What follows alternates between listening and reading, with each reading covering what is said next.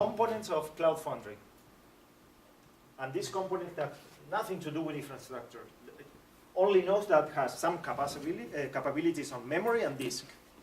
And that's it. And that can't grow more than that. So if you put so many boxes here of applications and you run out of memory, this guy stops saying, I can do one more. I can do one more. It will be enough. That will be the time for the operator of the past, not the developer, to get some metrics and realize, hey, I have only 3 and they are full. Create 3 more. And that is the time where the infrastructure as a service start, the action start taking place. I don't know if I answered your question. Is it an operator or is it an application of Cloud Foundry? An operator through an application. Physical. Yep. It can be automated. So those robots again. Yeah, Taking over the world. Yeah, you can. I could write an Yeah, you application can with write Cloud a Foundry. script. Yep. No, to do that, it's not Cloud Foundry. Cloud Foundry, under Cloud Foundry, there's something called Bush. Yes, Bosch. Bosch. Bosch, Bosch. sorry. Yeah. Bosch. Bosch is another kind of Cloud Foundry, also developed by Cloud Foundry thing. Like it's called Bosch. That is to try to provision more VM, more an application of one framework. Like Cloud Foundry is a framework that deploy using Bosch. Yes, you can implement some metrics, operation metrics, and you can create really easily and fast new components of each of these components. And there is also a new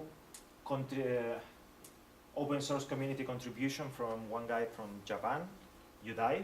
I don't know if he, Renat.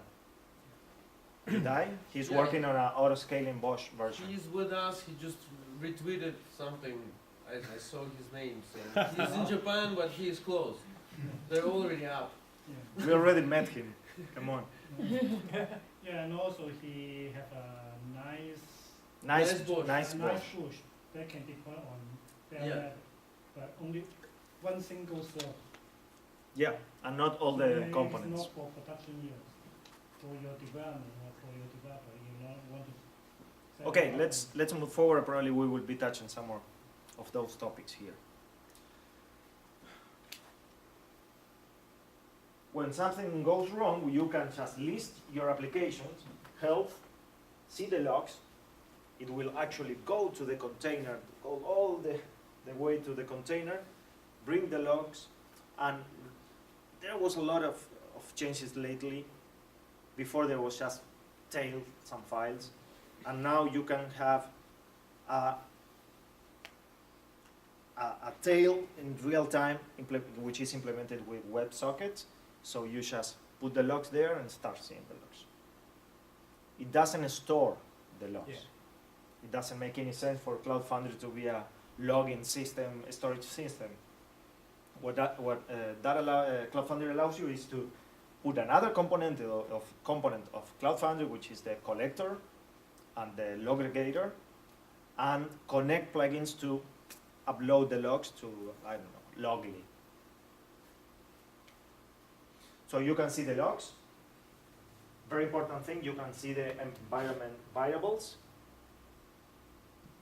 For example, database credentials, database URL, or some other variables if you did something wrong. Some events and the health. I have something here. Okay. Now I will show you just a little bit how to push an application and see it running. Okay, I will start typing.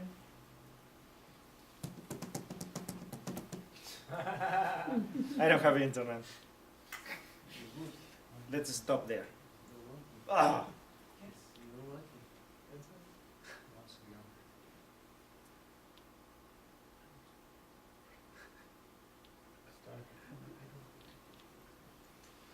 First, you have to start by, Ah, oh man, faster. how do you, okay, I will be fast. You have to target the pass that you will be using. You can have several passes, private or public. First you target, you say, yes, this is a pass, this is a Cloud Foundry. You have to log in. You will be provided by your administrator the credential for the pass. In this case, I will deploy a Rails application example. So I go to the GitHub and I will clone that repository. We'll go inside that directory, so the CF command know where I am. I bundle all the dependencies for the application. So far, nothing to do with Cloud Foundry. The application has a metadata that we already talked, and in that metadata you have memory, number of instances, the command that has to be run in order to run this application. So I say, okay, push this application and use this command as a starting command, and the port is a variable because that will be provided by Cloud Foundry. So yes, this memory, this domains is under, and here I will bind a service. Which service? Postgres, the PostgreSQL. I put a name. I select a plan of that service. Bind another service to the application, no. Save configuration, yes. So I will have the metadata. Now I have to send the package and the metadata to the cloud controller. The cloud controller already sent it to the executor, and the executor started building every single necessary dependency by the build back, right? So you have to get the gems, the application dependencies. Then it starts injecting some variables. So Rails application, they have a specific place where the database properties are. And given that I bind it dynamically a service, a database service, now it's, okay, these are your credentials. Go to your database. You have the final DNS entry for your application, and that's it. I was doing this all locally here. It's a really simple web application.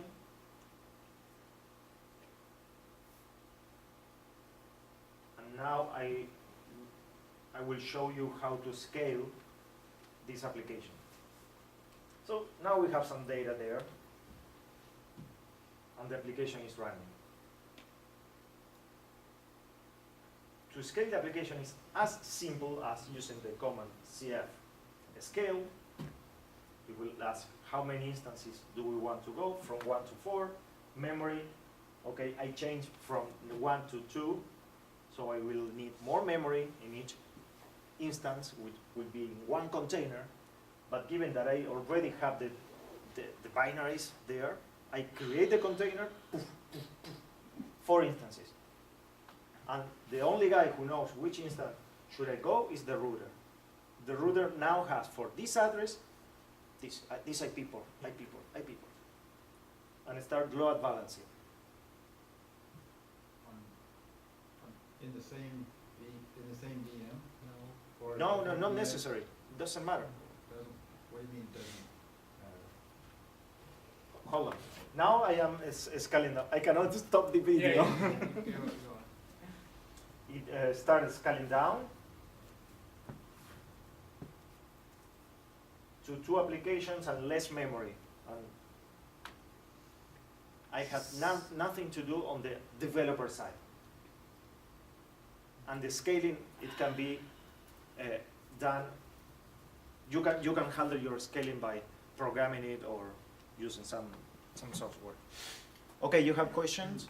Where the application go? No, I just couldn't see the commands, whether you were spinning them on in the same In my say terminal.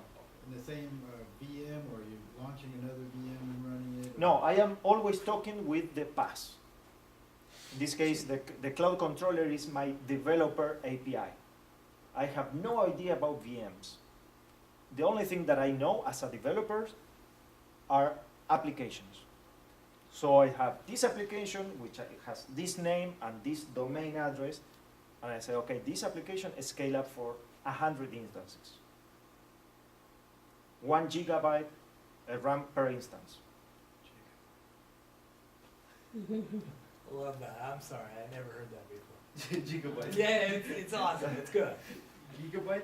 Yeah, gigabyte. You Gigabyte. can have that as well. New word, gigabyte.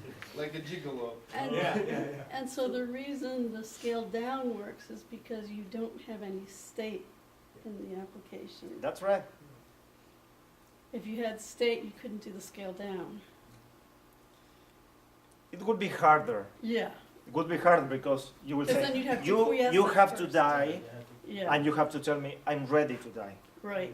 You need to quiesce the system if it has. But nowadays, in really, if you develop an application for real scalability model, you cannot have state in the application.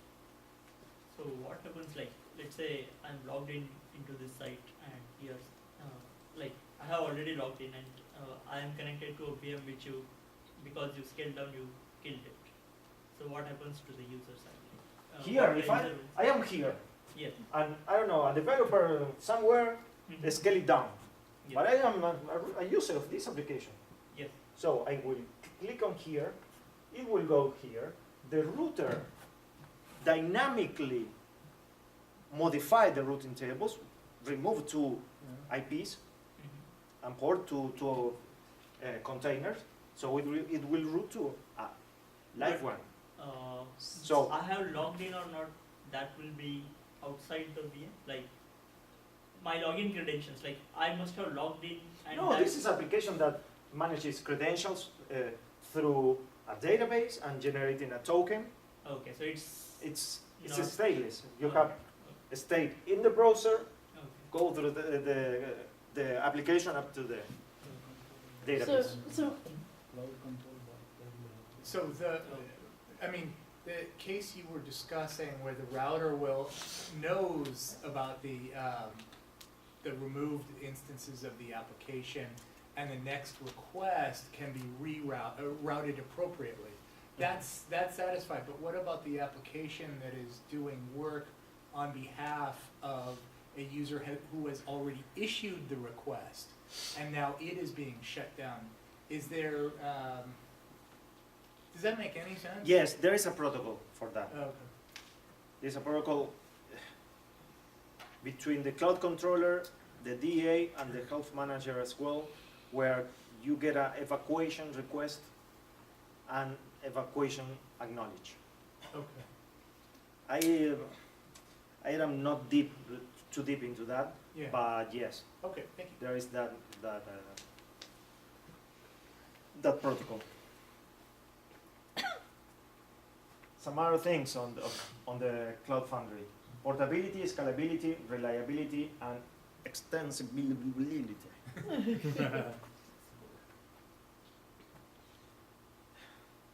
Now I'm not talking about applications. Now I'm talking about Cloud Foundry. So forget it if you're thinking from a developer point of view. Why is portable? Because well, we can move through infrastructure as a service providers. And I'm talking with the current way of deploying Cloud Foundry, which is Bosch. With Bosch, I can move through these three guys, and they are adding more infrastructure as a service, or they are getting requested. what about Cloud Stack and Eucalyptus? So Cloud stack is possible. there is a concept in Bosch, which is the CPI, Cloud Provider Interfaces, which you can implement. These are implemented and maintained by Pivotal. So they are official. If you file a bug, they will fix it. But they have an interface where open source community can get together and say, we want to do it for CloudStack. And there is one. We want to do it for Google Platform, computing platform. Okay. There is another one on its way. We're doing some work on that. And whichever infrastructure that has an API where you can say, by that API, create me an instance, create me a volume, attach a volume, create some networks. It can be done. If that infrastructure doesn't have that API, forget about it. They are locked themselves. Okay. Portable. What is portable? It's open source. You can have every single component in there. About scalability, as far as you have money to put into the account, let me show if I have here. No, I will show you later. You have a Bosch works from a manifest where you describe how your PaaS infrastructure should look. You describe that you have this component, let's say cloud controller, and you wanted to place it in this kind of resource. You go and say, this kind of resource is a medium machine with this and that properties. And then you say, yes, take this other information and please run me only one instance. You go, Bosch, deploy, start creating the VMs, blah, blah, blah, blah, blah. Then you go to that very same manifest and say, number of instances, 4. So you go to Bosch say, okay, I have 1, you requested 4, I will create 3 more. Boom. And I start doing all the things. And that is why if you just put 1 extra 0,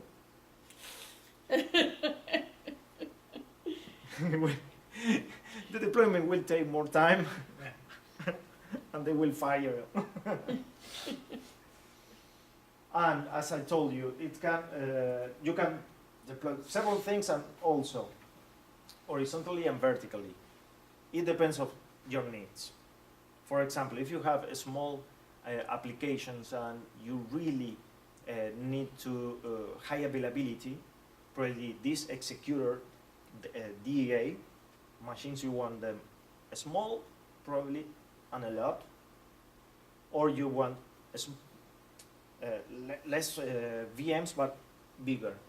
But if you have already a running DA, you just can go there and change the size instead of a small to the large or extra large, and Bosch will start doing the deployment, starting by creating, moving the thing down. When it is done, it will destroy.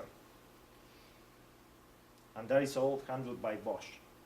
So if I don't have any idea what is happening at the infrastructure level, I can understand.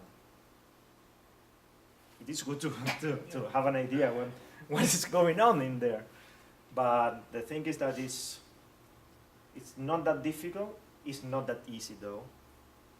But it's nice.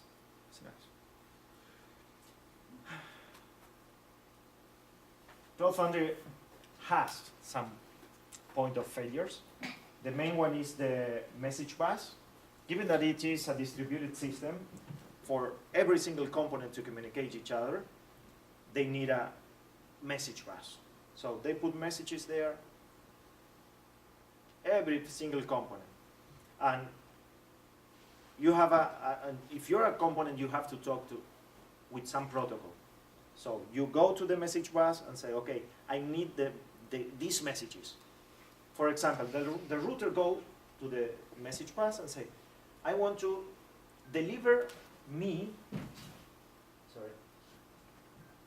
to me every single message that has the topic router register. Because I know that with that topic, I need to add more entries to my routing table. And that component right now, it is implemented by a Ruby messaging system which is called NATS, and it has been rewritten in Go language. And that version has a cluster version. And yes, yesterday at Pivotal they told me that they were going to put that clustered version in production in the next 3 weeks. Wow.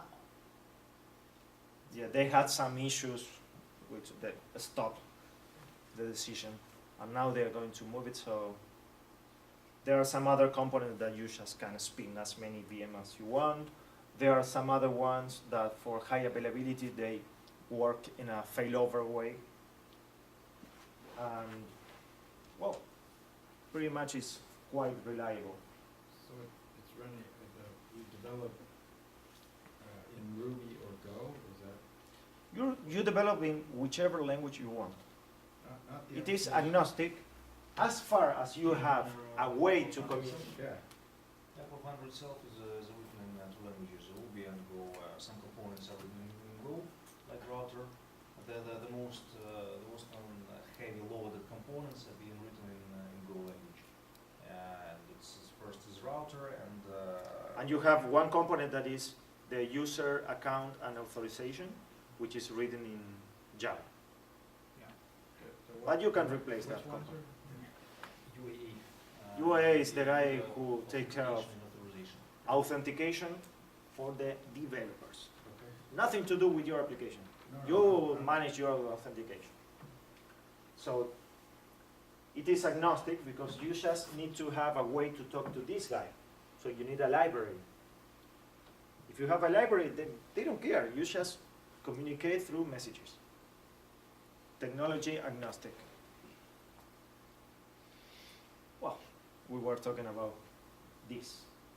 Yes, they are doing a lot of rewriting to Go for really main and critical components. Right now the DA is Ruby, and they are doing a lot of refactoring, and also they are rewritten in Go language. So is Go, does the runtime for Go have better concurrency than Ruby? I mean, there's gotta be a driver for that. It's not like, hey, it's a new language, let's do it. No, it is, hey, it's a new language, and it is proven that it's crazy way too more performant. Okay, Yes, and concurrency, it is compiled, it's okay. good. Well, we went through a lot of these guys. We didn't talk about these two. This is Java, and this is Java. Then we talk about the cloud controller and the health manager. We went into some responsibilities, which is always compare the expected state of the applications and all the information that we get from these guys. Real versus expected. Do I have to take some action? Yes. Create it. So all that stuff. The blob stores. Then you have the service brokers. Let's put a pin there. Message bus, and this component that aggregates all the logs, but for the applications, not the system. And you can gather some metrics with a component as well. Okay, so service broker is differentiated from message bus. Completely. I take that to mean that I get to use the one on top if I'm an application? This is for PaaS, internals, Okay, yeah. and service brokers are the service that are offered for application, Awesome, thank you. for developers. Yeah. When you are a developer, you can be asked, do you want to bind or create a service for your application? You say, yeah. Okay. Here's the catalog that I have. And you can have a catalog as small as big as the PaaS operator Yeah, provided. okay. Probably you can only have MySQL Postgres, Yeah. RabbitMQ. Then you have Hadoop. You have also you have this Oh, I was thinking messaging specific. mail for Yeah. paperclip. I don't remember the name. Well, you have as many services as, Gotcha, the service gotcha, provider. gotcha. and they are brokers. They are called brokers because they put between your application and Cloud Foundry and the service that can be wherever. But he said, I'm not going to implement PayPal here. I may have a cluster, high availability Postgres cluster. So that I may have it here. But I have the service broker that has intelligence enough, it is intelligent enough to say, okay, if it is a database, I have to do what? Create a database, create a user for the existing database, and it gives the credential back to the application. And the build pack has the knowledge to do, if it is a Java application and a Spring Java application, it knows where the configuration goes. I say, now I have the information. Run.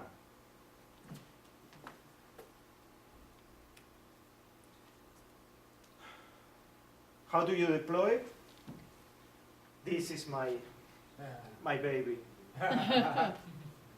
who I killed like 2 months ago. Well, I say it's looking for a maintainer. You have Bosch Lite. This is local for doing it in your computer. You have Bosch Lite, which is a whole Bosch experience developed by Pivotal, that instead of creating virtual machines, if you are Amazon, it creates containers. And this is really crazy what this guy did. So, if you say, okay, I need 10 VMs, you will have 10 containers. Remember that you have one component that is the DEA, the executor. And that executor executes applications. And each application is a container itself. So they managed to have a container which also containerized inside. Crazy. Amazing. You have NiceWash, which was developed by Yuda Iwasaki from NTT, Japan, which can deploy bare metal, but not all the components together. There are some co-location problems there, but you have to do it one server at a time. There is no orchestration. Then you have Bosch for doing the real work. And ta-dan, we are working on a Choo-Choo Charms deployment way. Do you know Choo-Choo Charms from Canonical? Well, they are automate infrastructure. They are just like drag and drop. Like, okay, I need a bundle of a full Hadoop cluster. Or I need to create, I don't know, an OpenStack. And they have all the information there. They are the charms that do the work, create the VMs, make the connections, a lot of stuff.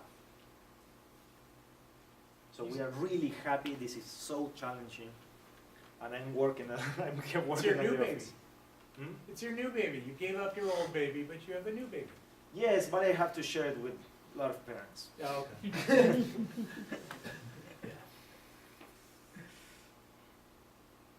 Thank you. Questions? Thank you very much. Yeah, I got one question. So using Cloud Foundry, right? When you deploy your application, you can just use CF push. In Cloud Foundry, each organization you have multiple space. Say that corresponding to you can have your development environment, that is your development space, and then you have your production environment, your production space. Now, my question is, once you have an application developed inside your development space, you want to move it to the production space. Can you just deploy using the image that is already built, or you have to push the code again? I don't think there's images. No, they are not images, but they are droplets. The result of doing all the build packs and installation of that is done to a little OS image and start installing all the thing, and all the assets are stored in the blob store. So you don't regenerate that. You have a cache, a build pack cache, it's called. So I see. Yeah, it will- So it's like you a will local have to layer. push it. You will have to push it again to the other space, but it won't take so It long. won't take that long. Yeah. So And I it's didn't talk not about- starting from the source code anymore. That's right. And the other thing is, I didn't talk here, is Cloud Foundry is multi-tenant. You can have as many organizations as you want.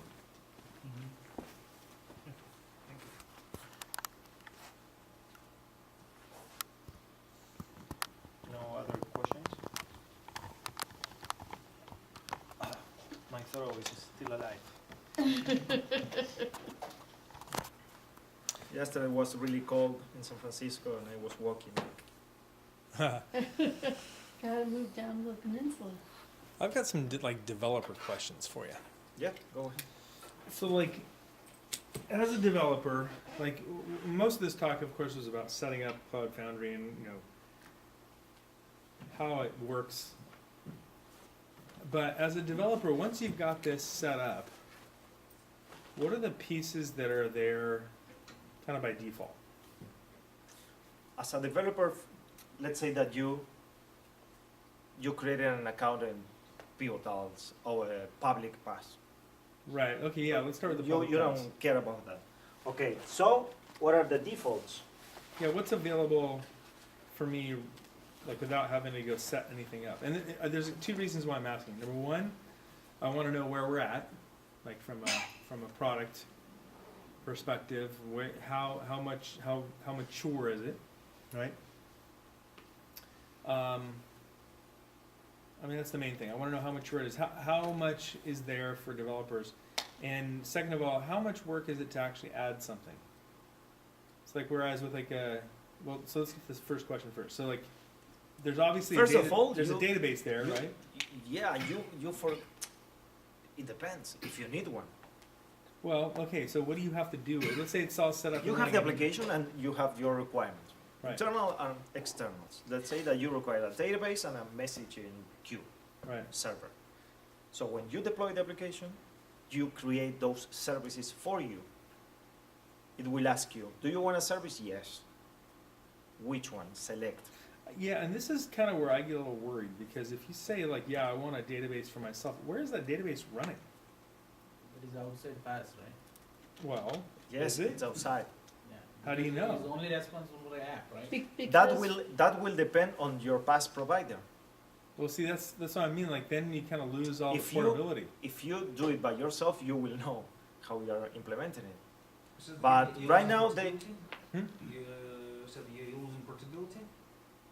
Yeah. Do you lose portability if all of a sudden the database is somehow different in one vendor than it is in another? If it's your private deployment, then you may deploy a database with Bosch as well. And it will be a single container, which is being... But is your shipped. database inside that container? That seems kind of Again, odd. no, not container as a Linux container, but container as a shipment container. Okay. Just look at Like a your package. Foundry installation as a vessel, and the decor of vessel is Bosch, and you deploy multiple boxes with this Bosch, and one huge box will be Cloud Foundry itself, and close to this big box there will be smaller boxes of services like databases, a messaging queue. But is that all only for your app? It's for platform. Yeah, I know. So, but I mean, let's say that I need a message queue and a database, okay, Right. and object storage. Right. So, first of all, object storage is a special type of storage. It's not like you just add a bunch of VMs and get object storage. Right. So that's got to be there. or you don't have it. Yes. And so your deployment's got to know that that's what you need. And your Yes. application's going to depend on that. Yeah. So if you go to another vendor somewhere and they have a different storage mechanism, now your app breaks, right? And then so that's the first thing. The second thing is, so my gut. Sorry. Sorry, Dan. Come One on. more time. Yeah, it They was was great. talking. Like put your right hand, like just you look like Lenin. Lenin, just so you No. Today, You're hailing a bus? What's going on? Okay, but you were making a good point, so please continue. Well, I'm just trying to think about, I want to go to, I have an app and I want to get it to run on this. And I'm trying to figure out, like, I want my app to be You're able to trying run. to look at the whole solution, not just the app. Yeah, if side. you're connecting to some third-party store like Mongo Lab, let's say, then the connection will remain. You just Well, that I get, but I don't really want my database running in a different data center, okay? I like yeah, it. right. So so the things that I see as problematic are storage got to be similar, or configure, or my app's got to be configurable to know how to deal with that new storage. That might be simple. If you go from one vendor to another vendor and the storage works the same and all you do is change a configuration file, that's fine, right? Then you're good. The second thing would be like the database. Now, thankfully, most databases behave the same.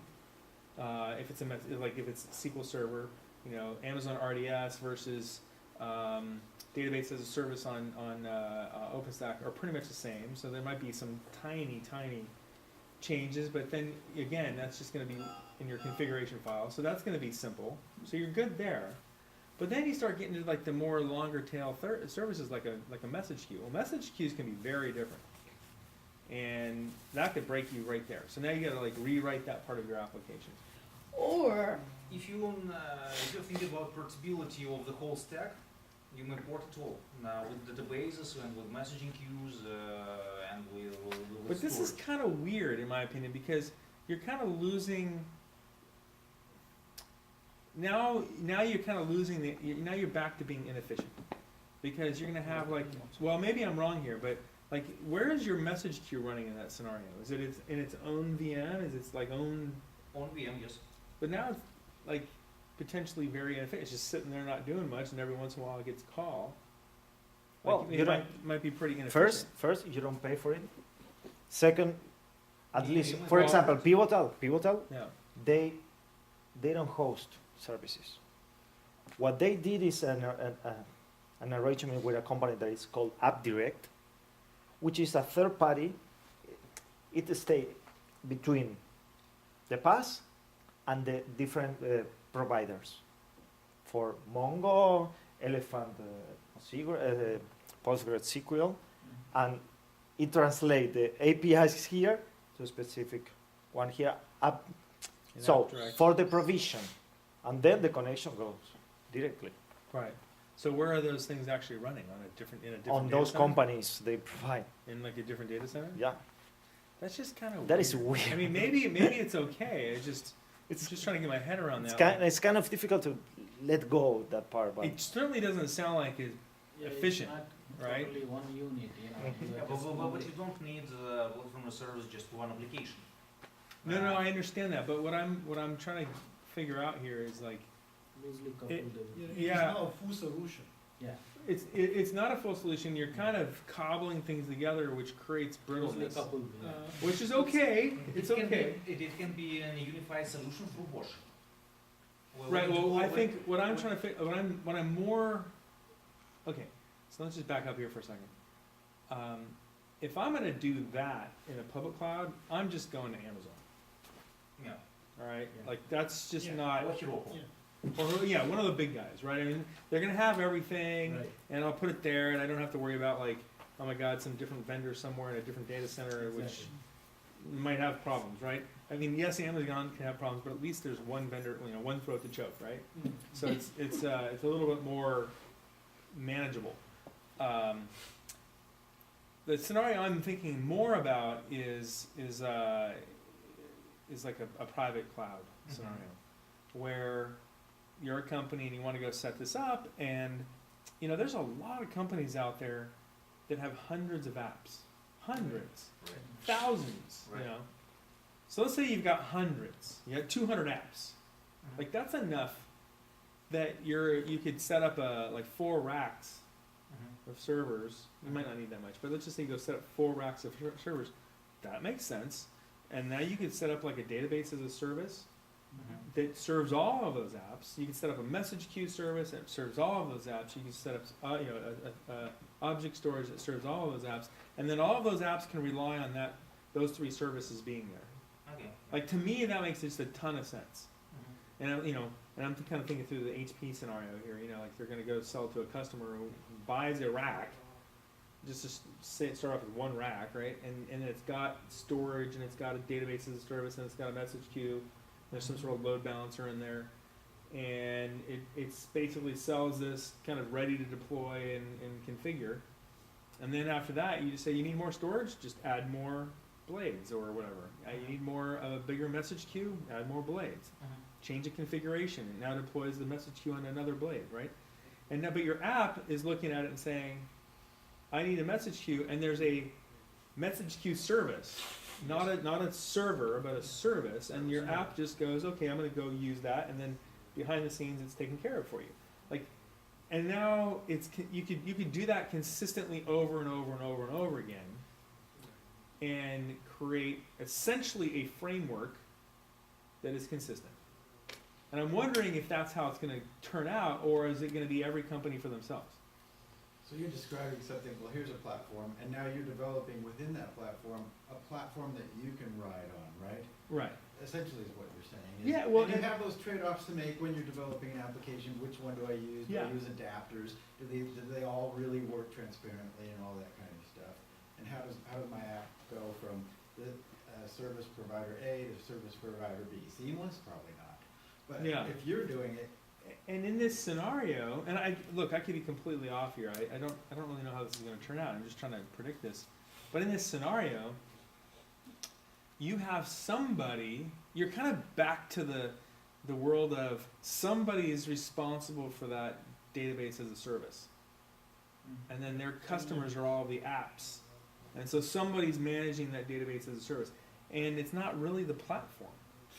You're kind of back to the platform maybe is managing it, but I don't think so. I think it's a service that's running inside of this kind of solution, and the platform is one service, the database is one Right. service, the message that's queue is correct. one That's service, right. the storage is one service, That's correct. and you're kind of back to where companies are today, where you've got like the virtualization manager, you got the database, you got the storage. I mean, that's how companies run today, and I'm thinking, hey, maybe we go back to that model. It's just a very cloudy model, right? So, but that's where Yeah, but the advantage of Cloud Foundry and portion underneath is that once you would like to port all the stuff from one rack to another, Yeah. or for instance from VMware to Amazon, or from Amazon to CloudStack, we can do this relatively easy. So what Cloud Foundry itself and all the services around. So I mean, and it makes sense to me. It makes sense. I mean, it's not like you're doing anything super different here. It's just kind of like, what is one of the configurations you can choose? You're totally right that the way that today, for example, the customers that run Cloud Foundry in production at scale, powering large number of developers,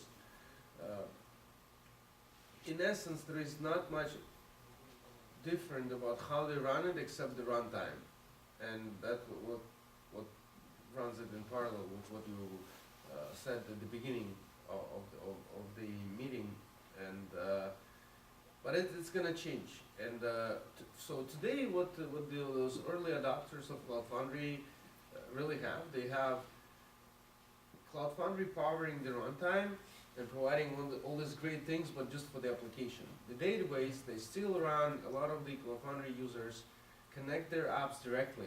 Many of them do not have those databases enabled as the services within Cloud Foundry. So they're not binding them like CF bind, the same way CF push, CF bind. No, there's CF push, everyone does that, right? So we can call it a past maturity model, where if you're Yeah. CF push, you're like at 25% of maturity, Right. If you are starting CF bind, then you are at 50% of maturity, and so on and so forth. So today the customers are either getting their apps connecting directly to the database, whatever it is, managed by the old sysadmin guy, John, who's been with our company for 20 years, who doesn't know what Cloud Foundry is. He just manages the whatever, SQL Server, MySQL, whatever. Says the backups. Yeah, right. So that's one part of the story that goes on in production today. The second part of the story, which is like the visionary adopters of Cloud Foundry don't want the John to be there, really locking the whole thing into what will happen to John, then what will happen to our apps, right? So what they do, they pick and they say, how about we use, let's say, Cassandra, still managed by John, but it will be one gigantic Cassandra across like 5 clouds or 3 clouds or whatever, that every single app will use and will not care about. Wait, across clouds? Yeah, Within one company or in the public cloud? cross data center. This is a standard feature of a lot of NoSQL database, cross data center application. It could be both, right? For this big company that is. Like global, one and then big they company have has multiple clouds. No, well, one big company has like typical setup of a large scale Cloud Foundry deployments is a hybrid cloud.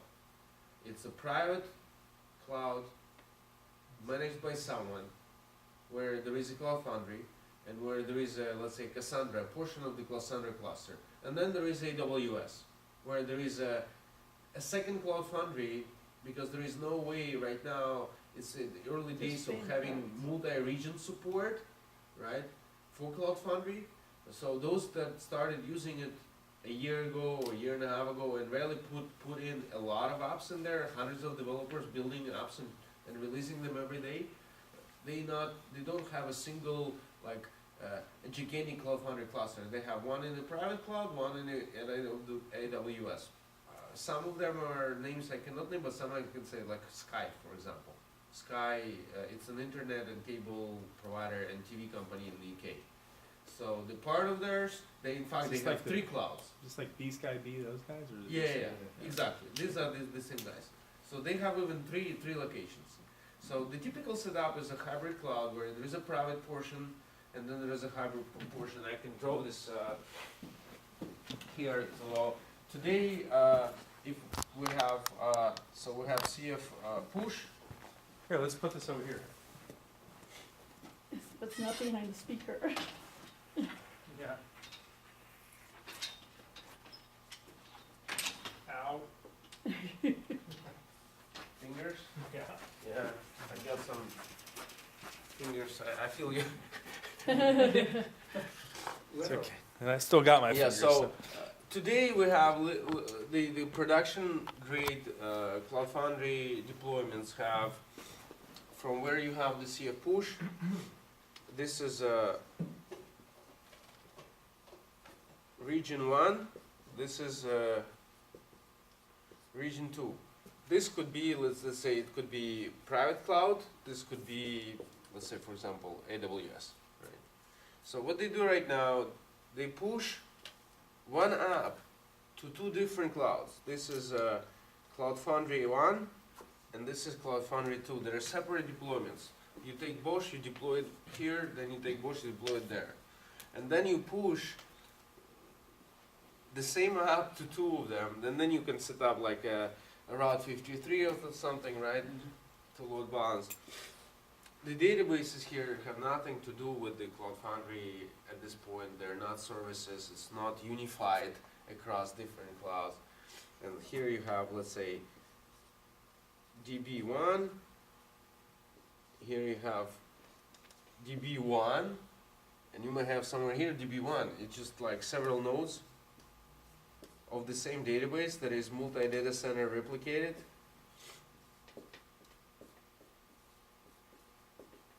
They replicate themselves, but the Okay. apps connect to those databases. And because it's eventual consistency, it's all, you resolve all of these issues, it's on the database level. So it has nothing to do with Cloud Foundry at this point. This is how the shortcut that the customers of Cloud Foundry, our early adopters, have been using. Moving forward, however, it will get better integrated with each other. So you will have those databases being true services, where the Cloud Foundry will know who is using what, how much, and as it's an open-ended question. Which part of Cloud Foundry, if any, or which software product, open source or closed source, will be delivering really that something as a service? But for now and for the next 12 to 24 months, Cloud Foundry will be still the runtime focused environment. Bosch can enable the servicification of whatever, how you say it, of databases, but it's just a tool with which you can do it. But it's a very complex task. There are so many databases, operating all of them at scale through a single interface and making it as a service. It's such a complex task that some venture-backed companies failed at that. Like C-Round went down. There is no company like that anymore, but you probably remember the company C-Round, X-E-Round. Venture-backed company, database as a service. Unfortunately, didn't make it until today, so it doesn't Someone has exist. to come as a solution as a service. Yeah, it was database. They focused only on the database as a service. So if they would take it and make it hosted service like MongoLab, they probably will be alive. But they wanted to build a software that that any enterprise can make a database as a service in-house, and it would automate it all. And unfortunately, maybe it was too early. Maybe it was a problem with the company. Maybe it's a problem with the market. And this is something, the in-house database as a service, maybe it's not something that enterprises want to buy, but you can Google it, and that company does not exist anymore. Thanks, everyone. Okay, thank you. Hey, wait, you're not done yet. Yeah! I got one more question for you. Yeah, go ahead. One more question for you. Okay. Put the whiteboard back. No, I gotta Nope, go, nope. guys. My wife is waiting. Yeah, I know. I'll be very quick. Very quick. So, given this scenario, all right, where you have you want to be in two places. What's that? The old Firesign Theater, how can you be two places at once and not anymore now? Well, I'm just thinking from the perspective of like if let's just assume for a moment that the data is not the problem, okay, and you want to deploy an application. So I'm very serious about this. This app that I have, this campsite app, okay, you know, which this company actually helped me start a long time ago. So I have this idealistic view that somehow I'm going to run it on different clouds, all at the same time, and it will behave as one application. Doable. Yeah, and the scenario is made theoretically easier with Cloud Foundry. Of course. Well, I'm not absolutely certain of that, but I want to pursue that. Okay, and so the multi-region thing matters to me.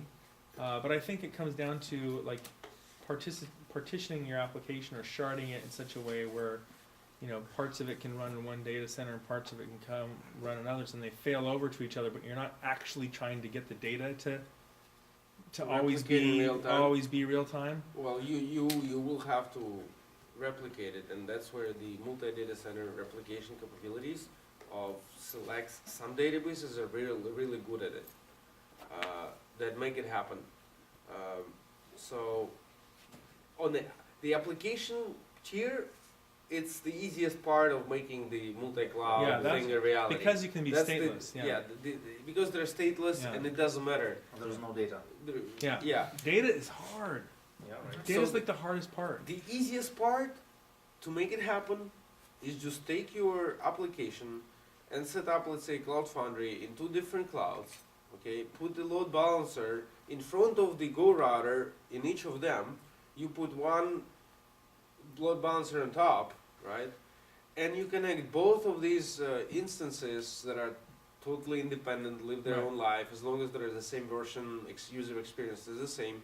And you connect them all not to your own database, but let's say to MongoLab. Really? All right. Problem solved. Okay. Well, I'll have to look into And that they because talk maybe, to MongoLab. maybe that's the way to go, but it feels weird, right? It just feels. The database are not consistent across, but you know. And why not to make database replicated across data centers?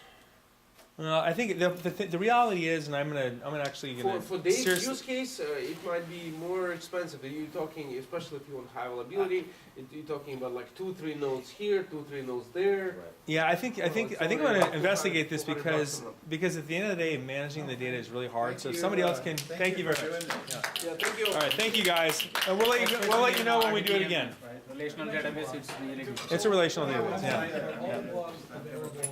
Thank you. Yeah, you bet. Thank you.